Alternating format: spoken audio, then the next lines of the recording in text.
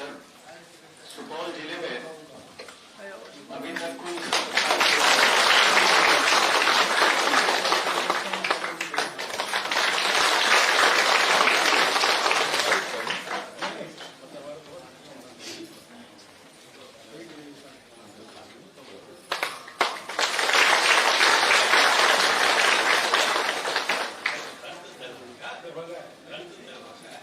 सुपौल जिले में 27,296 जीविका अंतर्गत स्वयं सहायता समूह का गठन किया गया है, जिसमें अभी 3,30,000 से अधिक रोजगार। आज सर आपके समक्ष सुपौल के सभी 11 ब्लॉक से 120 दीदियां उपस्थित है सर। इसके पहले सर कि कुछ दीदियां अपना अनुभव शेयर करें सर। जिला पदाधिकारी के द्वारा यहाँ जो बाकी दीदियां जो नहीं बोलेंगी सर, उनके जीवन के अनुभव की जो गाथा है, जो जीविका में जुड़ने के बाद उनके जीवन में क्या क्या बदलाव और सुधार हुआ सर, इसके ऊपर आधारित एक पुस्तक का आज विमोचन सर के हाथों करवाना चाहते हैं सर। इसके लिए मैं प्रियंका देवी दीदी से अनुरोध करूंगा कि माननीय मुख्यमंत्री महोदय को पुस्तक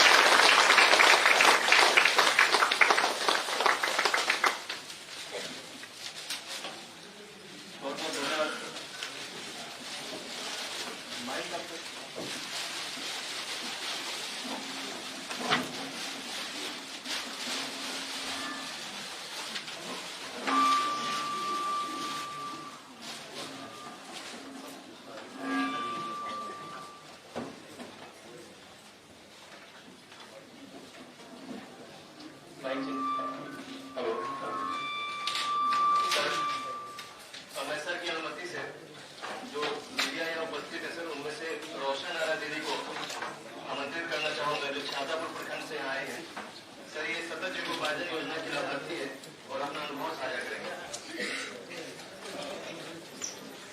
यहाँ पर उपस्थित नीतीश भैया एवं सभी दीदी भैया को प्रणाम। मेरा नाम रोशन आरा है।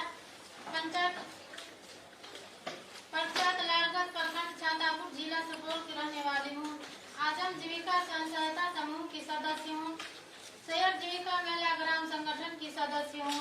मिथिला प्रगति जीविका संकुल स्तरीय संघ की सदस्य हूँ और SJY की लाभार्थी हूँ। आज से 10 साल पहले की बात है। मैं अपनी जिंदगी बहुत खुशहाली से गुजार रही थी। इत्तेफाक से एक रोज ऐसी गंभीर हालात आ गई कि मेरे पति बीमार पड़ गए और इलाज के दौरान उनका मौत हो गई। उसके बाद मेरी आर्थिक स्थिति बहुत कमजोर हो गई थी। मैं गाँव वालों का सहारा लेकर अपनी जिंदगी गुजार रही थी। उसके बाद जब मैं जीविका से जुड़ी तो एक रोज गांव से अलग हटकर एक आम सभा लगा। उसमें से एक 3 CRP दीदी मेरे घर आई। मैं बहुत उदास बैठी थी। उन्होंने बोली, दीदी आप क्यों उदास बैठी हो? मैंने बोली, दीदी मैं बहुत मजबूर हूँ। मैंने इन बच्चों के साथ भरण पोषण करने में मुझे बहुत कठिनाई हो रही है। उन्होंने बोली कि दीदी आपके लिए एक योजना बनकर आया है जो सतत जीविकोपार्जन योजना के नाम से जाना जाता है। आप चलिए इस योजना का लाभ लीजिए। मैंने बोली, नहीं दीदी नहीं, मुझे इस योजना का लाभ नहीं लेना है, इसलिए कि मैं बहुत गरीब हूँ। मैं इस योजना का लाभ लेकर वापस नहीं कर पाऊंगी। उस वक्त मैं सतत जीविकोपार्जन योजना क्या है मुझे ये पता नहीं था। उसके बाद मैंने इजाजत दे दी और जीविका की CRP दीदी मुझे SJY के तहत सेलेक्ट किया गया। उसके बाद मुझे 10,000 रुपया दिया गया, जिससे मैंने अपने छोटा सा एक घर बनाई। उसके बाद 20,000 का सामान दिया गया। उसके बाद हर महीना के तौर पर 7 महीने में 7,000 LGF की राशि दिया गया। उसके बाद 18,000 रुपया दिया गया और इस परियोजना की तरफ से मुझे कुल राशि 55,000 रुपया प्राप्त हुआ। उसके बाद हर सप्ताह मेरी दुकानों पर MRP भैया जाकर दुकान की सफाई सुथराई और लेखा जोखा और दुकान को अच्छे से चलाने का सही रास्ता बताया। मैंने उसके बातों पर अमल करके अपनी दुकान पर जारी रखा। उसके बाद मैंने मनिहारा के दुकान किराना का दुकान बढ़ाई और किराना के दुकान से अंडे का दुकान बढ़ाई और अंडे के दुकान से फिर मैंने बकरी पालन करने लगी। आज तक मेरी दुकान का स्टॉक 80 से 90 हजार का है और सालाना इनकम लगभग 1,40,000 का आ रहा है। मैंने शौचालय भी बनवाई हूँ और मेरा बीमा भी हुआ है और मेरा राशन कार्ड भी बना है और मुझे पेंशन भी मिल रहा है। अब मैं अपने बच्चों को एडमिशन भी करवा दी हूँ और पढ़ा भी रही हूँ और बच्चों को अच्छा से खिला पिला रही हूँ। अब मैं अपनी ये चाहती हूँ कि मैं अपने बच्चों को और अच्छे से पढ़ाऊँ और माननीय मुख्यमंत्री भैया को बहुत बहुत धन्यवाद देना चाहती हूँ। योजना को चलाकर हम जैसे बहुत सारे गरीबों के जीवन को बदल दिया है। महिलाएं घर से बाहर नहीं निकलती थी और जिस गांव समाज में हम महिलाओं का मान सम्मान नहीं था, महिलाएं घर से बाहर नहीं निकलती थी, एक दूसरे को नहीं जानती थी। अब उसी गांव समाज में हम जैसा महिलाओं का मान सम्मान बढ़ गया है और ताकत भी बढ़ गया है और महिलाएं घर से बाहर निकल रही है। जो महिलाएं कुछ भी नहीं जानती थी अब वो महिला बोलने के लिए जानती है और जीविका से हमें ताकत हो गया है और जीविका से मेरा जीवन बदल गया है। अब मैं अपनी वाणी को विराम देती हूँ। बहुत बहुत धन्यवाद दीदी। सर, सुपौल जिले में सतत जीविकोपार्जन योजना के कुल 3,835 लाभार्थी परिवार हैं सर, जिनके मध्य अभी राज्य सरकार के द्वारा 10 करोड़ 20 लाख रुपए की राशि अभी ट्रांसफर की गई है। हमारे बीच में सर सुपौल सदर प्रखंड की रूपलता देवी दीदी उपस्थित हैं, जो अपना अनुभव साझा करेंगे। यहाँ उपस्थित माननीय मुख्यमंत्री भैया को मेरा प्रणाम, सभी उपस्थित भैया दीदी को प्रणाम। मेरा नाम है रूपलता देवी, कसरमा पंचायत से आई हूँ, सुपौल डिस्ट्रिक्ट की रहने वाली हूँ।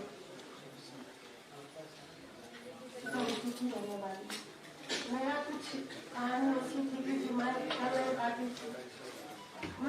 मेरी कम उम्र में शादी हुई, मैं ससुराल गई, वहाँ पे मैं बहुत ही गरीब परिवार में हुआ जिससे कि हम कुछ कर नहीं पाते थे। वहाँ समूह चला, 2016 में समूह चला तो हम निकल नहीं सकते थे, लेकिन हमको पता चला तो हम बगल गए, बगल में समूह में हम जुटे और जुट के वहाँ पर हम बचत करने लगे। बचत करते 3 महीने बीते, 3 महीने के बाद हमने वहाँ से लोन आया समूह में, तो वहाँ हम सभी दीदी ने सहमति से 15,000 रुपया लोन देने का बात की। तो हमने वहाँ से 15,000 रुपया ली और अपने ही दरवाजे में साइड में घर था, वहाँ पर चाय नाश्ता का दुकान की। चाय नाश्ता का दुकान अच्छे से चलने लगा। चलते चलते 2018 में हम अपने ससुर जी से बात की और वहाँ हम जलावन लाते थे हरा मिल से नाश्ता और चाय के लिए। तो जलावन लाने के लिए जाते थे, वहाँ पर एक मिस्त्री भाई ने बोला कि दीदी आप तो बहुत ही परिश्रम कर रहे हैं, आपका दरवाजा भी बहुत लंबा चल रहा है, यहाँ पे लकड़ी का कुछ कारोबार कीजिए। तो हमने अपना ससुर से बात रखी तो वो बोले कि जो ठीक है करेंगे, लेकिन अभी कुछ पैसा नहीं। इसी दौरान मेरे ससुर जी का तबियत भी खराब हो गया, तो हमने ससुर जी का तबियत भी ठीक कराया। तो बोले कि बाबू अब पैसा नहीं होगा, तुम दुकान छोड़ दो। लेकिन मेरे पास पैसा था, तो हमने 2018 में समूह से 15,000 लोन लिए थे, वो भी हम ब्याज सहित जमा किए और ससुर जी का इलाज भी कराए। फिर भी मेरे पास कुछ पैसा बचा। फिर जो लोन आया तो हम दूसरा किस्त लोन लिए 30,000 रुपया। फिर दोनों पैसा मिला के हम अपने दरवाजे पे लकड़ी का कारोबार किए। लकड़ी और छोटा मोटा काम, चौकी से हम स्टार्टिंग किए। चौकी बनाते बनाते हम बहुत ही बड़ा बिजनेस फर्नीचर का काम अपने दरवाजे पर शुरू कर दिए हैं। जो अभी मेरे पति बूढ़े हैं, जो वो लकड़ी के कारोबार पे बैठते हैं और अपना भी रहते हैं और बाद बाकी कहीं से ऑर्डर भी आते हैं तो हमको फोन से बातचीत करते हैं और बोलते हैं दीदी हमको इतना सामान चाहिए, तो हम ऑर्डर पे सामान भी देते हैं, ऑर्डर वाला सामान सब पूरा देते हैं। और दूसरी बात है कि जो वहाँ हम कहीं पे भी नहीं निकल पाते थे, लेकिन वो चाय नाश्ता के दुकान से हम आज यहाँ तक पहुँचे हैं कि जो 2 आदमी के बीच के आज दूसरा आदमी के बीच में हम बोल रहे हैं। माननीय मुख्यमंत्री भैया भी कहीं देखे भी नहीं थे, लेकिन आज उसके सामने हम सपोर्ट में बोल रहे हैं। इतना शक्ति हमको मिला जनता से। हम अभी सलियाना 4 से 5 लाख के इनकम में जा रहे हैं। ऊपर पूरा परिवार के साथ हम शिक्षित भी हो चुके हैं, 4 बच्चे भी है, बात को माने को रखते हुए हम यहाँ करना माने को रखते हैं। सर हमारे बीच में राघोपुर प्रखंड की समीना खातून दीदी यहाँ पे उपस्थित है सर। इन्होंने नशा मुक्ति अभियान में काफी काम किया सर सुपौल जिले में। मैं अनुरोध करूंगा कि दीदी अपना अनुभव साझा करें। यहाँ पे उपस्थित नीतीश भैया एवं सभी दीदी भैया को मेरा प्रणाम। मेरा नाम समीना खातून है। मैं राघोपुर ब्लॉक से आई हुई हूँ। मैं चंदा जीविका की कोषा अध्यक्ष हूँ, नीलकमल ग्राम संगठन की अध्यक्ष हूँ और क्रांति CLF की सदस्य हूँ। मैं अपने जीवन के बारे में कुछ संक्षेप में आप लोग को बताना चाहती हूँ। मैं जीविका में जुड़ने से पहले मेरा जीवन कैसा था। मेरे पति बहुत ही शराब पीते थे। उसके वजह से मेरे घर में मेरी 3 बेटियों के साथ गुजर बसर करने में बहुत ही परेशानी हो रही थी और हम लोगों को ना ही बेटियों को पढ़ा पा रहे थे, ना ही उनको अच्छा कपड़ा, ना ही कुछ भी नहीं कर पा रहे थे। मेरे पति घर में मारपीट बहुत चीज करते थे। उसके बाद मेरे समूह में सब दीदी लोग जुड़ रही थी मेरे गांव में, तो हम भी जुड़ने लगे। जुड़ के हम 5,000 रुपए का पहले ऋण दिए और अपने घर के सामने में टेबल पे किताब कॉपी का दुकान लगा दिए और उस दुकान से अपना गुजर बसर धीरे धीरे अच्छा चला रहे थे। और जीविका के जरिए हम सब समूह की दीदियों को बकरी पालन का ट्रेनिंग दिया जा रहा था। तो हम लोगों ने बकरी पालन का ट्रेनिंग लिया और ट्रेनिंग के अनुसार बताए गए उस पे मैंने बकरी पालन शुरू कर दिया और हम अपने किताब कॉपी के दुकान और बकरी के पालन से अपना गुजर बसर कर रहे थे। लेकिन अपने पति के शराब पीने की वजह से हम खुश नहीं थे। उसके बाद जब 2016 में माननीय मुख्यमंत्री ने जब ये शराब मुक्ति अभियान का जो बोले मानव श्रृंखला लगाने, तो मेरे घर में सब लोग बहुत ही खुश हो गए और उसके बाद हम लोग कोशिश जारी कर दिए कि अब इनको नशा मुक्त करके रहेंगे। मेरी भैया की दीदी लोग भी आने लगी मेरे घर पे समझाने लगी, लेकिन वो तो जल्दी समझ नहीं पा रहे थे। और उसके बाद एक दिन क्या हुआ, मेरे जो पति है उनके जीजा को वो भी पीते थे, उनको जो पुलिस पकड़ के ले गई। पुलिस पकड़ के ले गई तो उसके बाद जो है सो वो देखे तो उनको तो पता चल गया कि क्या होता है शराब पीने से। हम भी डरा धमका कि हम भी टोल फ्री नंबर पे फोन करके आपको भी ऐसे ही पकड़वा देंगे जैसे कि आपकी बहन ने पकड़वाया। तो उससे उन पे कुछ प्रभाव पड़ा और एक दिन ऐसा हुआ कि वो बीमार पड़ गए। शराब पीते पीते उनके लीवर में कुछ प्रॉब्लम हो गई। तो हम नजदीकी डॉक्टर के पास ले गए, लेकिन उन्होंने बोला कि इनका इलाज बाहर करवाना पड़ेगा। तो हम तो फिर घर पे लेके आ गए। तो वो बोल रहे थे इलाज करवाओ। तो हम बोले आप तो कमा करके कुछ नहीं रखे हैं जो मैं आपका इलाज करवाऊं, कहाँ से करवा। लेकिन मेरी तीनों बेटियों ने बोला नहीं मम्मी पापा को तो बचाना। फिर मैंने ये बात अपने भीओ में रखा, जहाँ मैं 5 रुपए महीने का बचत करती हूँ HRF का हेल्थ के लिए।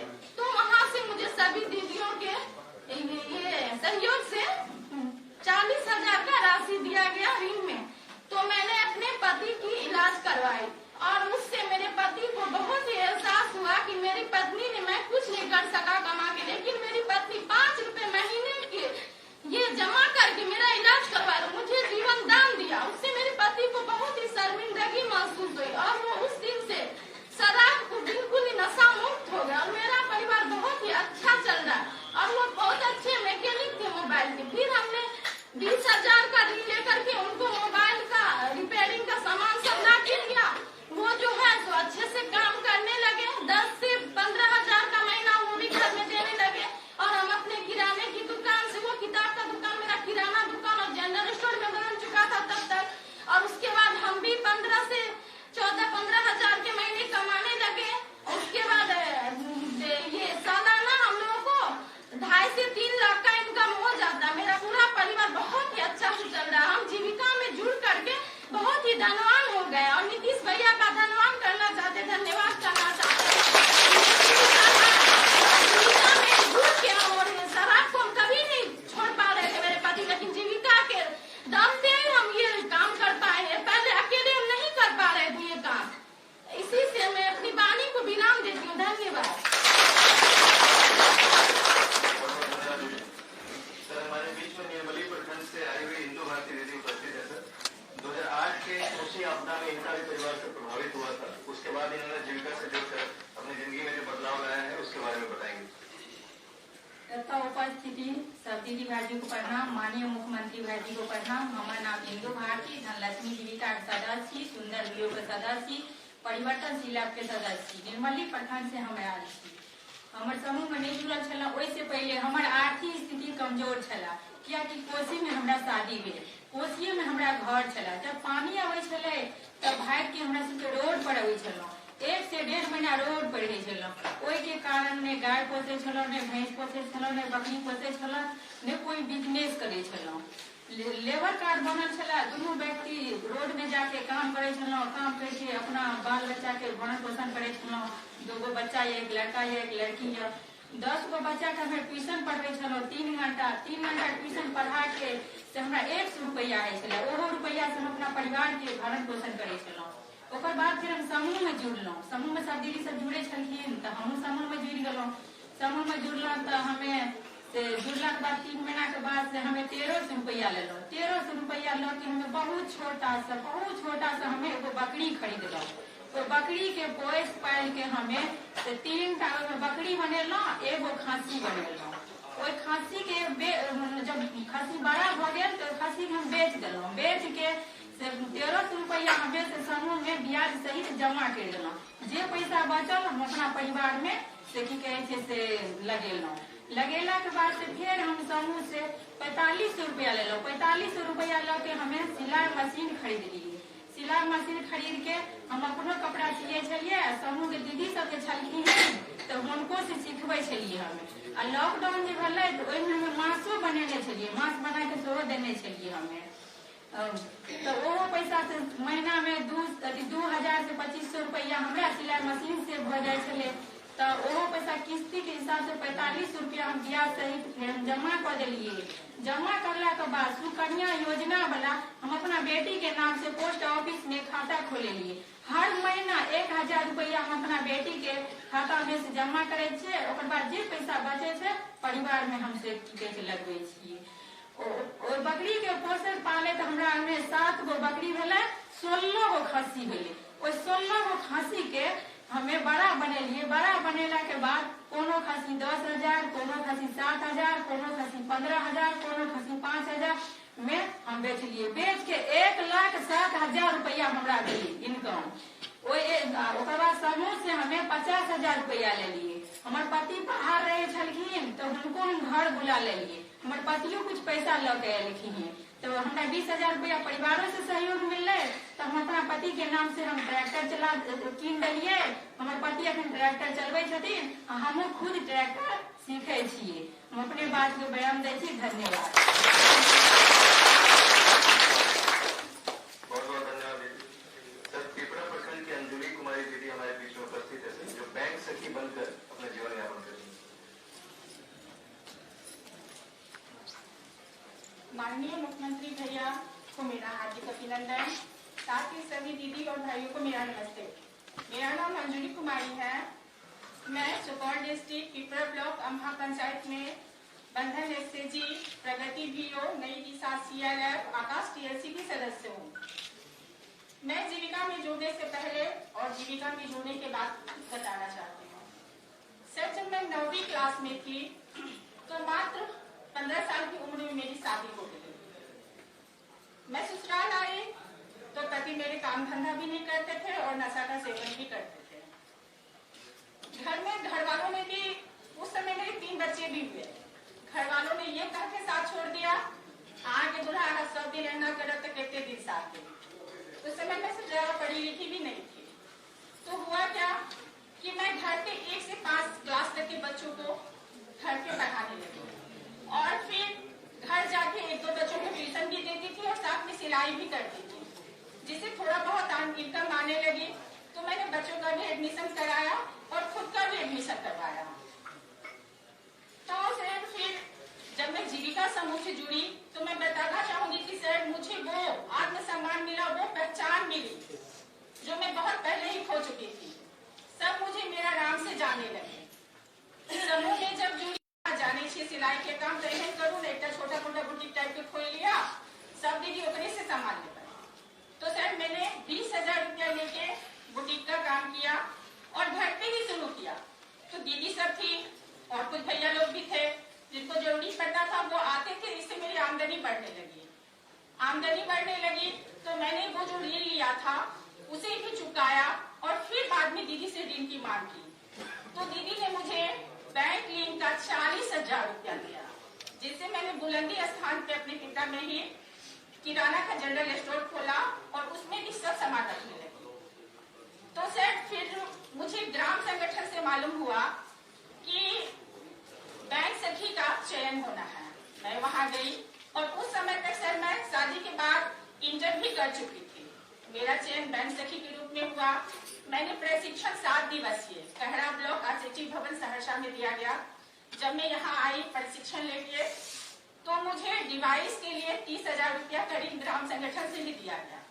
10,000 रुपया वो कुर्सी टेबल बेंच बोर्ड ये सब के लिए दिया गया और 15,000 रुपया मुझे 2500 रुपया प्रति महीना के दर से दिया गया कि तब तक दीदी जब तक आप एस्टेब्लिश नहीं होते हो तब तक के लिए आपको दिया जाता है। इन सब से मुझे 55,000 रुपया ग्राम संगठन से दिया गया। और सर बैंक सखी होने से हमारे उस समूह से जहां मैं जुड़ी थी, उस ग्राम संगठन की दीदियां, अगल बगल की ग्राम संगठन की दीदियां, सबको बहुत ज्यादा मदद होने लगी। मैं तो दुकान पे भी चलाती थी और वैसी दीदी जो खेत उठ जाती थी, जिसको समय नहीं मिलता था, वैसी भी दीदी जो जाके बैंक नहीं जा पाती थी, सबको मैं घर पे भी जाके उनको मदद करने लगी। वो मेरे घर पे भी आते थे, कभी कभार मैं उनके घर पे भी चली जाती थी। मैं प्रतिदिन 80,000 से 1 लाख का ट्रांजेक्शन कर लेती थी, जिससे मुझे सर 250 से 300 तक का आमदनी प्रतिदिन होने लगा। और इन सभी कामों से सर मुझे 2 से 2.5 लाख रुपया प्रति वर्ष आमदनी होने लगी। और सर भैया मैं बताना भी चाहूंगी कि मैं पढ़ी लिखी तो कम थी, लेकिन मैंने अपने तीनों बच्चा को अच्छी शिक्षा दी। बेटी को मैंने स्नातक करवा के 21 साल की उम्र में शादी की और बेटे को भी स्नातक करवा के बिना दहेज का शादी की और अपने छोटे बेटे को भी इंटरमीडिएट करवाया। उन सभी बातों पर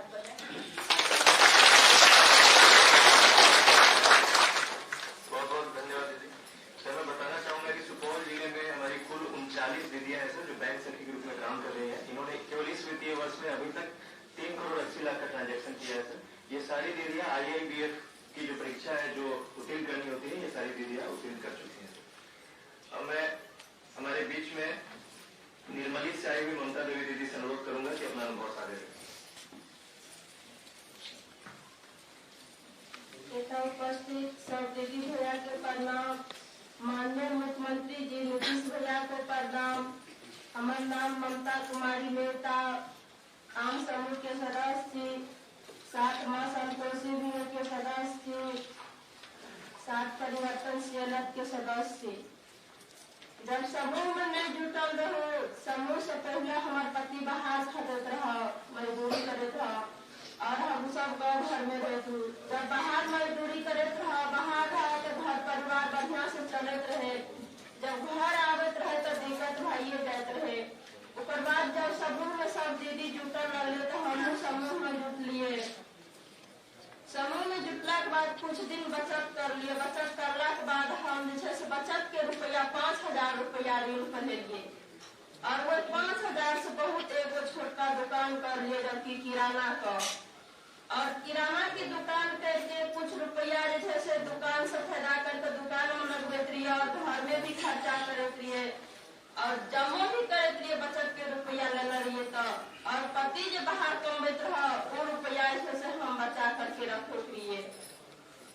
फिर वो रुपया वापस करला के बाद हम जैसे 10,000 रुपया फिर जैसे भियो में 75,000 आइसिया भेल है, सब दीदी के समिति से 10,000 रुपया ले लिए और 10,000 रुपया फिर जैसे हम किराना के दुकान में ले गए और किराना की दुकान से हम पूंजी बढ़ेलिए। हमारा सबके जैसे बहुत दूर रहे, कुटिया पिसिया मिल जो है से बहुत दूर रहे, लगभग 3 किलोमीटर दूरी रहे। बाद में बहुत लंबा सफर रहे, चोरी पड़ते रहे। उस समय में सबकी दीदी के पति जैसे से बाहर कमबैत रहे और सब दीदी सभी कुटा पिसा के मिल पर सलाबैत रहे। अचानक एक दिन समय एहन एले जे दीदी सब जब मिल पे गए तो आवे के समय में अंधेरा भा गए। अंधेरा जब भेले तो 3 गो दीदी रहे, तीनों दीदी के जैसे गेहूं रहे पिसा के आवत रहे, पूरा मट्टी छीन ललके और दीदी सबके ओहने भगा दलके। लेकिन दीदी सब जे तो बैठक में बात का चर्चा भेले तो हमें कहल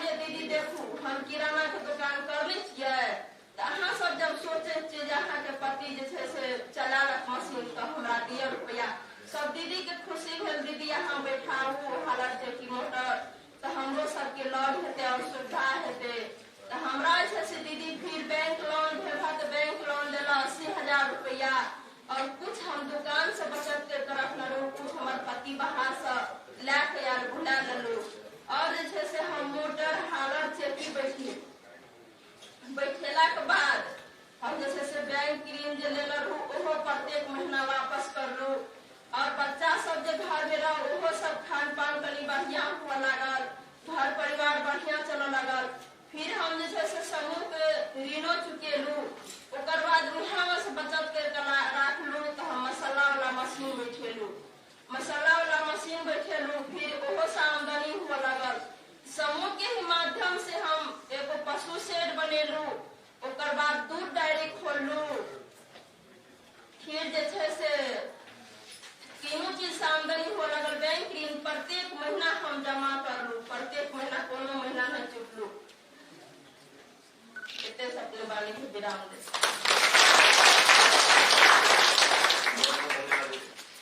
सुपौल जिले में कुल 1,32,000 दीदियां कृषि की गतिविधियों से जुड़ी हुई है सर। 1,48,000 दीदियां बकरी पालन, दुग्ध उत्पादन, मुर्गी पालन आदि पशुपालन की गतिविधियों से जुड़ी है सर।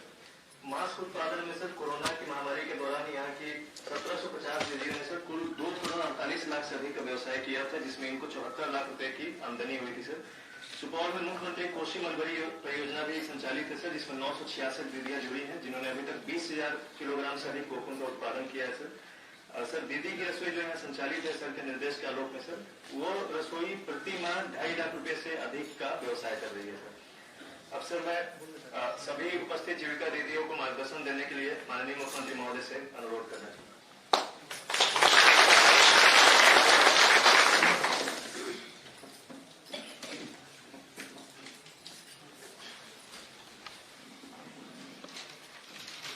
समाधान यात्रा के क्रम में विभिन्न जिलों का दौरा कर रहे हैं और जहां भी जा रहे हैं तो उसी सिलसिले में विभिन्न स्थलों को देखना, लोगों की बात को जानना और उसके अलावे जीविका दीदियों के साथ एक बैठक रखते हैं और उसी सिलसिले में यहाँ भी आपके साथ बैठने का मौका मिला है। मुझे बड़ी खुशी है और यहाँ पर इस कार्यक्रम में मौजूद हैं माननीय मंत्री ऊर्जा विभाग, योजना विकास विभाग विजेंद्र प्रसाद यादव जी, माननीय मंत्री वित्त विभाग श्री विजय कुमार चौधरी जी, यहाँ के इस जिले के प्रभारी मंत्री और बिहार सरकार के जल संसाधन मंत्री श्री संजय कुमार झा जी, माननीय मंत्री शिक्षा विभाग श्री चंद्रशेखर जी, माननीय मंत्री अनुसूचित जाति अनुसूचित जनजाति कल्याण विभाग संतोष कुमार सुमन जी, निर्मली के माननीय विधायक अनिरुद्ध प्रसाद यादव जी, पिपरा के माननीय विधायक श्री रामविलास कामत जी और इसके अलावे अधिकारीगण, बिहार सरकार के विकास आयुक्त श्री विवेक कुमार सिंह जी, पुलिस महानिदेशक श्री आर.एस. भट्टी जी, वित्त विभाग के अपर मुख्य सचिव श्री एस. सिद्धार्थ जी, सूचना एवं जनसंपर्क विभाग के सचिव श्री अनुपम कुमार जी, मुख्य कार्यपालक पदाधिकारी जीविका श्री राहुल कुमार जी, कोसी प्रमंडल के आयुक्त श्री मनोज कुमार जी, पुलिस उप महानिरीक्षक कोसी क्षेत्र श्री शिवदीप लांडे जी, सुपौल के जिलाधिकारी कौशल कुमार जी और सुपौल के पुलिस अधीक्षक डी अमरकेश जी। और आप लोगों के बीच में 6 दीदियों ने अपनी बात यहां पर कही। मोहतरमा रोशन आरा जी, श्रीमती रूपलता देवी जी, मोहतरमा समीना खातून जी, श्रीमती इंदु भारती जी, श्रीमती अंजुली कुमारी जी, श्रीमती ममता देवी जी, आप सब लोगों की बात सुनकर मुझे बहुत खुशी हुई है। आप लोगों ने अपना अनुभव बताया है और कब और किस प्रकार आप स्वयं सहायता समूह से जुड़े जीविका दीदियां बनी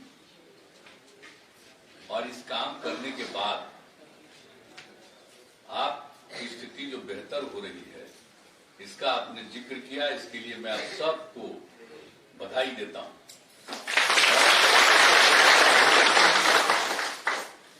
आप तो जानते ही हैं कि स्वयं सहायता समूह तो पूरे देश में था, और रहा है आज भी। लेकिन जब यहाँ काम करने का मौका मिला और जब हम उसके पहले एमपी थे या केंद्र में मंत्री भी रहे हैं, तो उन दिनों कहीं कहीं घूमते थे तो जानते थे कि स्वयं सहायता समूह में महिलाएं जुड़ी हैं। लेकिन जब बिहार में देखते थे कि बहुत कम। लेकिन 2005 के 14 नवंबर से जब उनको काम करने का मौका मिला, तो उसी समय हमने देखा कि भाई हमारे यहाँ बहुत कम है स्वयं सहायता समूह की संख्याएं। और फिर कई लोगों से हम 2016 में मिले भी और सबसे बात करते रहे, बहुत अच्छा लगा। लेकिन हमको लगा कि नहीं, इनको और ज्यादा बेहतर ढंग से इनको मौका मिलना चाहिए। तो इन सब चीजों को ध्यान में रख करके हमने कहा कि भाई बड़ी संख्या में स्वयं सहायता समूह का गठन करेंगे। और हमने उस समय तय कर दिया कि कम से कम 10 लाख स्वयं सहायता समूह हम कम से कम बनाएं। और उसी समय जब इसको करना शुरू किया और स्वयं सहायता समूह के लिए लोगों को, महिलाओं को ट्रेनिंग देना, उनको सुविधा देना और कौन कौन चीज वो काम करेंगी तो उनके परिवार की स्थिति अच्छी होगी, बहुत कुछ जानेंगे। ये काम जो शुरू कराया हम लोगों ने 6 में, तो इसकी शुरुआत किया उसी समय हमने ये तय कर दिया कि भाई जो स्वयं सहायता समूह के साथ जो महिलाएं जुड़ेगी उनको हम जीविका दीदी कहेंगे। जीविका अब तब जीविका का शुरू हो गया। स्वयं सहायता समूह की संख्या बढ़ने लगी और हम बहुत जगह कहते रहते थे अपने अधिकारियों को संख्या बढ़ाइए, ये करिए, हम कोशिश में लगे रहे। और इसके लिए कहां से बाहर से हम लोग को ऋण लेना पड़ा था कि भाई इसको तेजी से हम काम कराए, होने लगा। और उसके बाद जहां जहां बन रहा था वहां जाकर के जीविका दीदियों से मिलते थे, मुझको कितनी खुशी होती थी। अब उसी सिलसिले में जो बिहार में स्वयं सहायता समूह का बेहतर काम होने लगा और जीविका दीदियां कहलाने लगी, तो उस समय की केंद्र सरकार जो थी, आज वाली केंद्र सरकार नहीं, भ्रम में मत रहिए, उस समय की केंद्र सरकार जो थी उसी के मंत्री और सब आए यहाँ बिहार और कहे कि भाई हम लोग तो सुने हैं कि आप लोग बड़ा अच्छा करवाए हैं यहाँ पर हम काम। तो उसके बाद जीविका दीदियों से भी कुछ जगह पर और देख करके कहा कि यहाँ पर स्वयं सहायता समूह का काम बड़ा अच्छा चल रहा है और नामकरण हमको उन लोगों ने कहा कि आपने जीविका दीदियां कर दी है। उसके बाद उसने तय किया कि बहुत अच्छा काम है और उसी समय देश भर में जो स्वयं सहायता समूह का के साथ जोड़ दिया आजीविका। बिहार में जीविका और देश भर में आजीविका, यानी बिहार की जीविका देश भर में आ जाए, इसलिए आजीविका नाम। कभी मत रहिएगा, असली है जीविका। और उन लोगों ने कहा कि भाई हम जीविका कर दिए तो हम कैसे कहें जीविका सब जगह, तो आज जीविका कर दिया। तो आप जरा सोच लीजिए। और जो जीविका दीदियां यहाँ थी, कितनी जीविका दीदियां दूसरे राज्यों में भी जाकर के ट्रेनिंग में गई, तो बड़ी खुशी की बात है। और उसका हम संख्या बढ़ाते रहे, देखते रहे। अब तो खुशी की बात है कि अब 10 लाख से भी ज्यादा बढ़ गया। हम तो 10 लाख किए थे, अब 10 लाख से भी संख्या। और आप समझ रहे हैं जीविका दीदियों की संख्या अब कितनी हो गई? 1,30,00,000 से ज्यादा जीविका और अब वो किसी भी काम में हम चलते हैं पहले से ही, शुरू से ही। और कोरोना के दौर में भी आप लोगों के बीच से लोगों ने काम किया। किस काम? हर जगह काम किया। मास्क कितना बनाए हम लोग ही तो देखिए ना, मास्क उसको पहनते थे। आप लोग मास्क अपने से बहुत लोग बनाते रहते। खैर इतना काम किया आप लोगों ने, हर जगह जो कुछ भी मौका होता था। ये तो इधर की बात हम कर रहे हैं, लेकिन शुरू से सोच लीजिए 6 के बाद से ही जो काम करना शुरू किया और इतना अच्छा सब लोगों ने काम करना शुरू किया और कितनी लोगों को जानकारी होने लगी, तो सब खुशी थी। और अब तो हम तो चाहते ही तो संख्या बढ़ जाए, संख्या तो बढ़ रही है, लेकिन अब हम चाहते हैं कि संख्या और बढ़े। और जाकर जब भी हम कहीं जाते हैं तो निश्चित रूप से जीविका दीदियों ने कहीं कोई काम किया है उसको देखते हैं, बड़ी खुशी होती है। और जीविका दीदियों की बात सुनते हैं और इतनी मुझको प्रसन्नता होती है। तो हमेशा जब से हम लोगों ने शुरू किया तब से न सिर्फ जीविका दीदियों की संख्या बढ़ाना बल्कि उनकी आमदनी को बढ़ाना। आज जीविका दीदियों का काम क्यों करवाया महिलाओं के लिए, आप बताइए। पहले तो साधारण परिवार में तो खाली मर्द थोड़ा बहुत जो भी कर सकता था करता था, महिलाओं को तो कोई काम नहीं देता था और बेचारी घर का काम देखती थी और कभी कभी खेत उसमें भी चली जाती, लेकिन उनको कोई काम नहीं। लेकिन जब हमको लगा कि जब महिलाएं काम करेंगी, आज जीविका दीदियां बनना शुरू, देखिए कितनी महिलाएं काम कर रही। और हमने तो महिलाओं को उत्थान के लिए आप जानते ही ना है, हमको तो खाली मर्द काम करेगा, और जब महिला काम करेगी और सब मिल के काम करेगी तो कितना आगे बढ़ेगा परिवार। अब उसी में परिवार आगे बढ़ने लगा और हमने तो कितना किया महिलाओं के लिए। एक तो बनाना शुरू किया स्वयं सहायता समूह को बढ़ाना, जीविका दीदियों का नामकरण और इनको बढ़ाना। लेकिन इसके साथ साथ हम लोगों ने क्या किया, सबसे पहले आप जरा सोच लीजिए, 5 में आए या 6 में पंचायत का चुनाव हमको करना था और कानून बना दिया। और जब कानून बना था 93 में केंद्र में, तो उसी समय तय था कि कम से कम 1/3 महिलाएं होनी चाहिए। तो उसके कमेटी के हम मेंबर भी थे, जब हम एमपी थे तब लोकसभा राज्यसभा दोनों की एक कमेटी बनती थी, उसी में हम थे, हम खूब लगे थे उसमें। आज जो बना, अब हम यहाँ पर आए तो जब यहाँ का चुनाव कराना शुरू किया तो उसी समय हमने तय किया, पार्टी तो हमने सब पार्टियों से भी, लेकिन हमने तय कर दिया कि महिलाओं की संख्या पंचायती राज में चुनाव में कम से कम 50% का आरक्षण हमने कर दिया। देश में पहली बार हुआ। और उसका जब हम लोग यहाँ किए तब बाद में दूसरे राज्यों में भी थोड़ा थोड़ा शुरू किया, तो हमने महिलाओं के लिए कर दिया 50%। और उसके बाद अगले साल जब हुआ नगर निकाय का चुनाव, उसमें भी हमने 50% कर दिया। अब आप सोचिए, उसमें तो बाद में हम लोगों ने रिजर्वेशन भी दिया, अनुसूचित जाति, जनजाति, अति पिछड़े वर्ग, वो तो अलग बात, लेकिन महिलाओं का हर स्तर पर 50% का आरक्षण। जहां रिजर्व है उसमें भी 50%, और जो हिस्सा अनरिजर्व है उसमें भी 50% महिलाओं का। तो ये करके जो काम शुरू किया, और दोनों इतनी बड़ी संख्या महिलाएं पहले कहां की थी, इक्का दुक्का महिलाएं भले ही जीतती होंगी, रहती थी, कोई बड़े परिवार की महिलाएं रहती थी वही। लेकिन अब जब उसके बाद ये चुनाव कराना शुरू किया था, कितनी बड़ी संख्या में साधारण परिवार की महिलाएं आने लगी और कितना आगे बढ़ने लगी। और यही नहीं, फिर लड़कियों के पढ़ाने का काम, 5वां के बाद तो कोई लड़की को पढ़ा नहीं पाता था, उसी के पास पैसा नहीं था, लड़की को कहां से पोशाक देते जो आगे जाती, तो हमने पोशाक योजना शुरू कराया। और उसके बाद हम कहे 8वें क्लास तक का है भाई, तब फिर हम साइकिल योजना शुरू करा दिए महिलाओं की, लड़कियों के लिए। अब कितनी लड़कियां पढ़ने लगी, कितनी संख्या बढ़ने लगी। तो ये सब काम हम किया कि पढ़ने के लिए भी लड़कियां बढ़े। आपके लिए हमने बना दिया स्वयं सहायता समूह, जीविका दीदियां काम करने लगे, और फिर मिल गया उनको पंचायत में, पंचायती राज संस्थाओं में, तीनों संस्थाओं में, और उसके बाद नगर निकाय में, ये सब काम कर दिया। और उसके बाद हमने आगे क्या तय किया, हमने कहा महिलाओं को सरकारी सेवा में भी देंगे। तब पुलिस की बहाली में हमने 13 में क्या तय कर दिया, हमने तय कर दिया कि महिला को 35%। अब आप जानते हैं बिहार में पुलिस में जितनी महिला है, इतनी महिला इस देश के बड़े से बड़े राज्यों में कहीं नहीं है।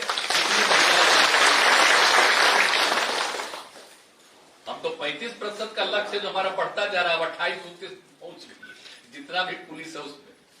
अब और संख्या बढ़ते जाएगी, 35 से भी बढ़ जाएगी, आप जान लीजिए। और उसी तरह से हमने फिर सरकारी सेवा में भी कर दिया महिलाओं के लिए 35% का हर जगह। हम तो शुरू में ही 5वें क्लास तक के स्कूल में भी हम शुरू में कर दिए थे महिलाओं के लिए, वो भी पढ़ाएगी 50%, उसमें तो मिलती नहीं थी महिलाएं उतरी शुरू में, वो एक अलग बात है। लेकिन महिलाओं के लिए जो ये सब काम किया गया, उसके चलते अब हर घर में महिलाएं अब काम कर रही है, आगे बढ़ रही है, हर परिवार की स्थिति सब बेहतर हो रही है। अब यही समझ लीजिए, जब हर परिवार की, एक गरीब परिवार की, गरीब तबके के लोगों का जब आगे उनकी बढ़ोतरी हो रही है, तो कितनी अच्छी बात है। तो इसी सिलसिले में हम लोग ये सब काम किए। तो आप लोगों को यही याद दिलाना है कि बिल्कुल चलते रहिए, जितना अच्छा काम आज भी हम कितना जगह देखे। हाँ, अरे वो तो भैया महिला तो ITI है ही है इंजीनियरिंग में, और हम तो अब तय कर दिए ना, अब तो लड़कियों के पढ़ने के लिए भी हमने तय कर दिया कि मेडिकल कॉलेज में, इंजीनियरिंग कॉलेज भी कम से कम 1/3 महिलाएं हों। हम इंजीनियरिंग पढ़े हुए, जब हम इंजीनियरिंग पढ़ते थे बिहार का सबसे पुराना 6 कॉलेज उसमें था Bihar college of engineering Patna, लेकिन एक लड़की नहीं पढ़ती थी, एक लड़की नहीं थी। तो हम लोग को तो खराब लग रहा था, और उसके बाद जो लड़कियों का पढ़ना शुरू हो गया, और अब तो हमने कर दिया कि डॉक्टर भी बनाने में हो, इंजीनियर भी बनाने में हो, 1/3 कम से कम हम लोगों ने कर दिया। हर चीज में हम काम, महिलाएं जब आगे बढ़ेंगे तब न महिला पुरुष मिल करके और पूरे समाज को आगे बढ़ाएगा। तो इसलिए काम किया था। हम लोगों का काम है कि आप लोग जो काम कर रही हैं, आप पर सब ज्यादा हमको भरोसा है, बाकी सबको तो जितना करना है कर दिया, लेकिन जीविका दीदियों का, आप लोगों का काम सबसे बड़ा है। आप जितना बढ़िया बढ़िया काम कर रही हैं, आज जिस तरह से बोल रही हैं, बताइए कितनी अच्छी भाषा आप बोलने लगी है, एक एक काम जो करने लगी है, सब खुशी होती है। इसलिए जीविका दीदियों की भूमिका सबसे ज्यादा है मेरी समझ से। एक बार जान लीजिए कि मेरी इच्छा थी और वही हमने शुरू कराया। अब आप लोग काफी आगे बढ़ रहे हैं, लेकिन हर बार हम थोड़ा बढ़ाते रहते हैं। इस बार जो हम दौरा कर रहे हैं ना, तो मेरा मकसद एक ही है कि अब जीविका दीदियों की संख्या ही खाली और नहीं बढ़ाएंगे, बल्कि आपकी आमदनी और बढ़े, इसी का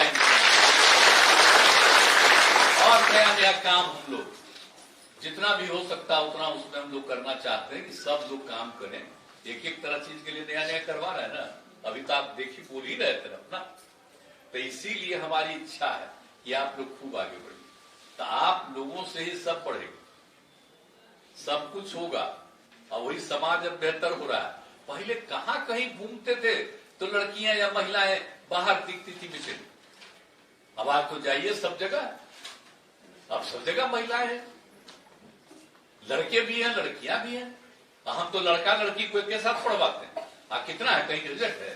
लड़की के साइकिल योजना शुरुआत की, तब कुछ लोग मेरी आलोचना किए थे कि आप लड़की को साइकिल दे रहे हैं, उसको तंग करेगा रास्ता में। हमने हंसते हुए कि कोई तंग नहीं करेगा, हर परिवार की लड़की को हम दे रहे हैं, जो भी पढ़ाएगा बेटी को लड़की। अब देखिए कहीं कुछ घटना घटेगी तो कितनी ज्यादा अब महिलाओं का उत्थान हो रहा, कौन गड़बड़ करेगा।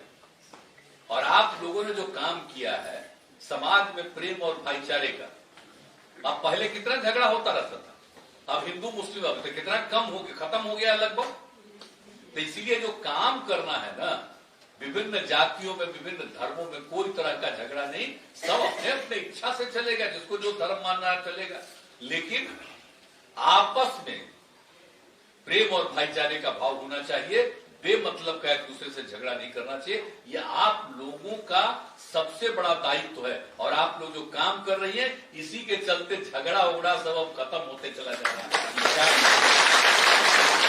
आप लोगों को भी पता नहीं चलता है, हमको मालूम है, इसलिए हम चाहते थे आपको और बढ़ाना, आपको और आगे बढ़वाएंगे। और जब बताइएगा साधारण परिवार की महिलाएं जब इतना आगे बढ़ रही हैं, तब पूरा हमारा राज्य ही ना आगे बढ़ जाएगा, सब आगे बढ़ जाएगा, सब आगे चला जाएगा। तो इसलिए बहुत जरूरी है, इस काम को करते रहिएगा, हमारा है। और एक चीज और हम कहेंगे, पिछले साल हम समाज सुधार अभियान किए, और समाज सुधार अभियान में सबसे 3 बात हुआ। शराबबंदी, तो ये आप ही लोगों के कहने पर कब हम शराबबंदी लागू किए, 15 में दिल्ली का पटना में मीटिंग था, आप ही लोगों की, उसी में हम भाग ले रहे थे। हम भाषण देकर के बैठ गए तो आपकी जीविका दीदियां खड़ा हो गई, कहीं कि देखिए शराब बड़ा खराब चीज है, बुरी चीज है, शराबबंदी लागू की। तो हम लौट के चले गए और हमने कहा कि देखिए 3 महीना में चुनाव होने वाला है, अगर चुनाव में फिर हम आ जाएंगे तो शराबबंदी लागू कर दें। और भी लागू कर दिया, फिर आ गए तो हम लोग सब पार्टी को भी इकट्ठा करवा के सबसे बात, सब लोग एग्री कर गया और सब कुछ शराबबंदी लागू कर। तभी शराबबंदी लागू, उसके चलते कितना खून, चारों तरफ आप लोगों ने कितना गांव गांव में किया, कितना ज्यादा हुआ। अब तो बड़े शहरों में सोचेंगे देसी शराब को बंद करेंगे, विदेशी अभी चलने देंगे। हमको लगा कि भाई देहाती इलाके में ज्यादा हुआ अभियान, शहर वाले में। जिस दिन हम 1 तारीख को सब किए थे, तो जो बड़े शहरी इलाकों में जब दुकान खुला, एकदम महिला पुरुष लड़के लड़कियां जाकर के दुकान को नहीं खोले थे। मुझको इतनी खुशी हुई। और 4 दिन जो हम देखे, और उसके बाद 5वां दिन हमने ये भी तय कर दिया कि उन शहरों में भी पूरे तौर पर शराबबंदी लगे। कितना ज्यादा सब आप लोग लगे रहे और हम लोग जो घूमते रहे, सब लोगों ने अपनी बात कही। और जब शराबबंदी लागू होने के बाद हम सब जगह घूमने लगे और सुनने लगे, तो उसी में एक महिला ने हमको कहा था कि भाई मेरे पति शराब पीते थे, मैंने नौकरी करते हैं, शराब पीते थे, आप पी करके आते थे, कुछ नहीं लाते थे, बच्चे बच्चियों को न कुछ पढ़ाते थे, वो आते थे और झगड़ा करते थे, हम लोगों को बड़ा दुख रहता था। और जब शराबबंदी लागू हुआ तो शराब पीना उन्होंने छोड़ दिया। अब आते हैं, हम मुस्कुरा करके घर में सबसे बात करते हैं और सब्जी वगैरह लेकर के आते हैं बाहर से। अब अच्छा लगता है, बच्चे बच्चियों को पढ़वाने में लग गए। ये सब बात महिला ने कहा। अब बोलिए कितनी खुशी की बात। अब अभी तो इतना हम लोग कर रहे हैं, तब भी कोई जहरीला शराब पी के मर जाता है और उस बीच में तरह तरह का बात करने लगता है। अरे शराब तो बुरा चीज ही है। अभी तब महिलाओं का ही कहना है, हम ही को कही कि शराब बुरी चीज है। तो उसके बाद हम लोगों ने लागू किया है। और उसके बाद कोई इधर उधर करता है तो सब पर नजर रखना। तो हम लोगों ने जो पिछली बार समाज सुधार अभियान चलाया, और समाज सुधार अभियान में उसके साथ साथ हम लोगों ने बाल विवाह नहीं होना चाहिए। उम्र होती है कम से कम 18 साल, कानून बना हुआ है, लड़की का, लड़का का 21 साल। और दहेज प्रथा के खिलाफ भी नियम है, लेकिन फिर भी कोई दहेज वहेज लेने के चक्कर में लगता है। अरे लड़की से दहेज कैसे लेता है कोई? माने लड़का का ब्याह होगा लड़की से, और दहेज कितनी गलत चीज है। आप बोलिए, हम सब लोग तो मां न पैदा की है, और लड़का का अगर ब्याह नहीं हो तो उसको कोई बाल बच्चा पैदा होगा। लड़की से कैसे पैदा लिया जाता है? ऐसे बहुत गंदी चीज है। अब कुछ लोग अपना उस चक्कर में रहता है। आप लोगों से ही कहेंगे, हम पिछली बार भी कह रहे थे, अगर कोई आप लोग चाहिए दहेज न ले, लेकिन अगर दहेज लेके ब्याह कर रहा तो उसके सदिया में मत जाइए। तो अपने आप पता चल जाएगा कि इसका कोई नहीं जा रहा, ये गलत काम कर रहा है, गंदा काम कर रहा। तो ये सब काम को एकदम, अब पिछली बार तो बताइए, पिछले साल जो हमने किया था, और उसके बाद यही हम लोगों ने हर आप लोगों के घर पास हम लोगों ने पहुंचा दिया समाज सुधार अभियान। एक एक चीज के बारे में अब बताइए। शराबबंदी के बारे में आप ही लोगों के कहने पर लागू हुआ, महिलाओं के कहने पर। अब जरा देख लीजिए, इसमें हमने लिखा, राष्ट्रपिता महात्मा गांधी बापू आजादी की लड़ाई में जब वो हो रहे तो उसी समय उन्होंने लोगों को बहुत समझाया था, शराब बुरी चीज है, मत पियो, आजादी की लड़ाई में। जरा बताइए। और एक एक जगह कहते थे वो। और आजादी जिन्होंने दिलाया उनकी बात नहीं मानोगे, ये कौन सी बात है? तो इसलिए हमने लिख करके दे दिया कि एक एक आदमी को बताइए कि बापू ने क्या कहा था। शराब आदमियों से न सिर्फ उसका पैसा छीन लेती है, बल्कि उसकी बुद्धि हर लेती है। खाली शराब पीजिएगा तो पैसे भी नहीं बर्बाद होता, बल्कि बुद्धि भी खराब हो जाएगी। और शराब पीने वाले इंसान पहले इंसान रहते हैं, अब पीने के बाद इंसान हैवान हो जाते हैं। अभी बोलिए, राष्ट्रपिता ने बात कहा और लोग इसको नहीं माने थे, कितना गंदा चीज है। तो इसलिए हम तो दे दिए हैं कि एक एक घर में एक एक बच्चा को, सबको दिखाना। और उसके साथ साथ बताइए, आजकल जो बोलता है बट आई जानते हैं, वर्ल्ड हेल्थ ऑर्गेनाइजेशन, विश्व स्वास्थ्य संगठन, जो देश भर में जो बीमारी होती है दुनिया भर में, तो कौन देखता है और कौन सलाह देता है? कोरोना हुआ तो कौन बोलता था? WHO, वर्ल्ड हेल्थ ऑर्गेनाइजेशन, विश्व स्वास्थ्य संगठन। और विश्व स्वास्थ्य संगठन हम लोग यहाँ लागू किए शराबबंदी, जानते हैं 2016 में उसने दुनिया भर में सर्वे किया और 2018 में प्रकाशित किया। और क्या उसके बारे में कहा, क्या लिखा है 2018 में? कि एक साल में पूरे दुनिया में 30 लाख लोग, शराब के बाद विश्व भर में 30 लाख लोगों की मृत्यु हुई है।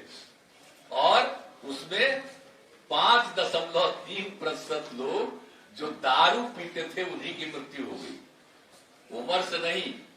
और उसने ये भी कहा कि जो 20 साल से 39 साल का आदमी में कम उम्र वाला जो पीता है तो उसकी मौत 13.5%। ये उसने लिखा। और क्या कहा, बीमारियां कितनी होती, 200 प्रकार की बीमारियां, और सबसे जो गंभीर बीमारियां हैं वो शराब पीने के कारण। एक एक चीज लिखा हुआ, आप देख लीजिए कितनी गंभीर बीमारियों के बारे में। और उसके अलावे कोई कोई लोग तो शराब पीता है तो आत्महत्या भी करता है। दुनिया भर में जितनी आत्महत्या करते हैं उसमें 18% दारू पी करके आत्महत्या करता है। अब आप सोचिए कितना बुरा चीज है, आत्महत्या भी कर लेता है। तो सब तरह की बुराइयां शराब से। और आप जानते ही ना है कि दारू पीते हैं लोग, शराब पीते हैं, गाड़ी चलाते हैं।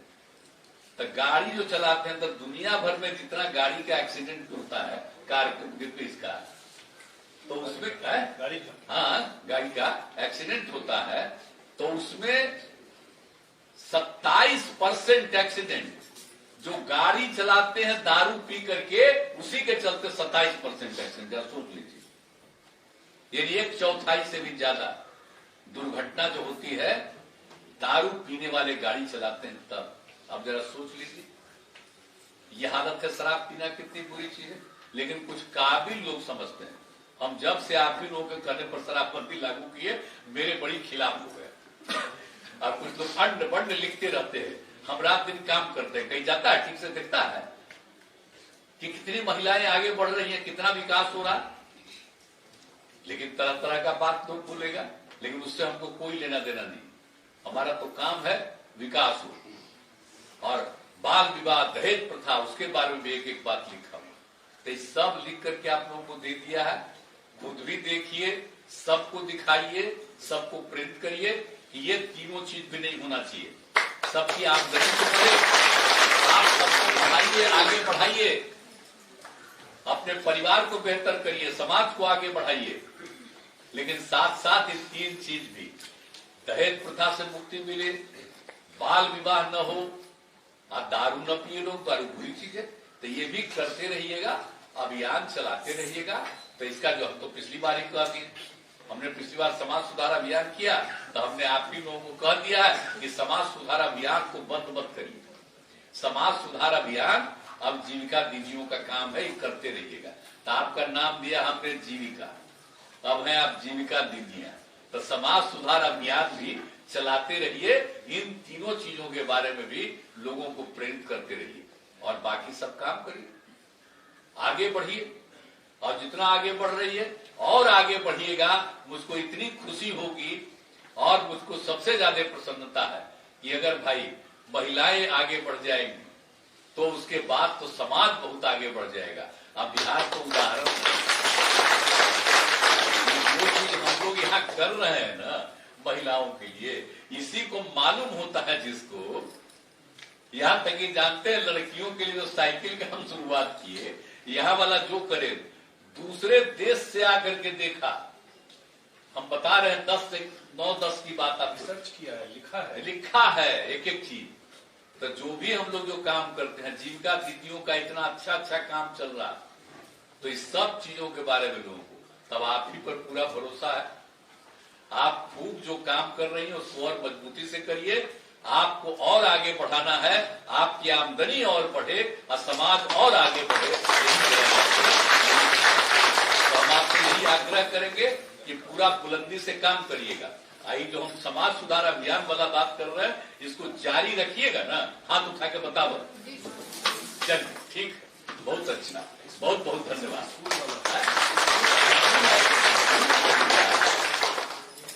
स्कूल में भी देखते रहिएगा जरा, मास्टर साहब पढ़ा रहे हैं कि नहीं पढ़ा रहे हैं, जरा देखते रहिएगा। हम तो पहले कर दिए थे कि जीविका दीदियों को ही अधिकार रहेगा, तो चला गया कोर्ट में भी वो सब चीज हो गया, रुक गया, स्टे है।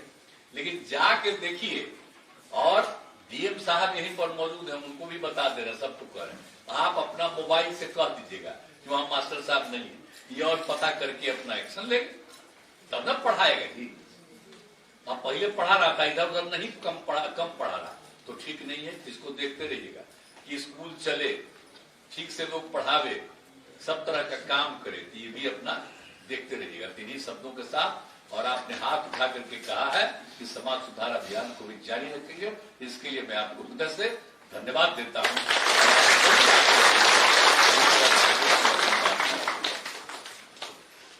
बहुत बहुत धन्यवाद सर।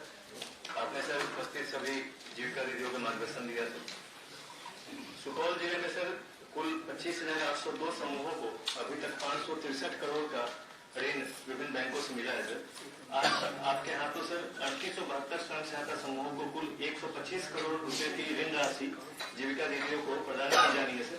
इसके लिए मैं निर्मला देवी दीदी और माला देवी दीदी को आमंत्रित कर रहा हूँ। माननीय मुख्यमंत्री महोदय यहाँ तो चेक ग्रहण करें।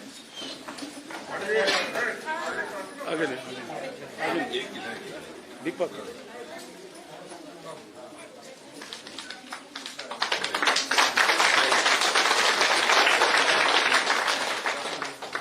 मैं कंचन देवी दीदी को आमंत्रित करूंगा। माननीय मुख्यमंत्री महोदय को स्मृति चिन्ह देकर सम्मानित।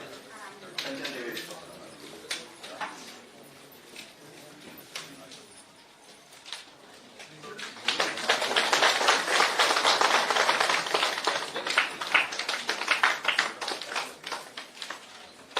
बहुत बहुत धन्यवाद। अब मैं रेशमी देवी दीदी और पुनीता देवी दीदी को आमंत्रित करूंगा कि मंचासीन अन्य माननीय अतिथिगण को भी स्मृति चिन्ह देकर सम्मानित।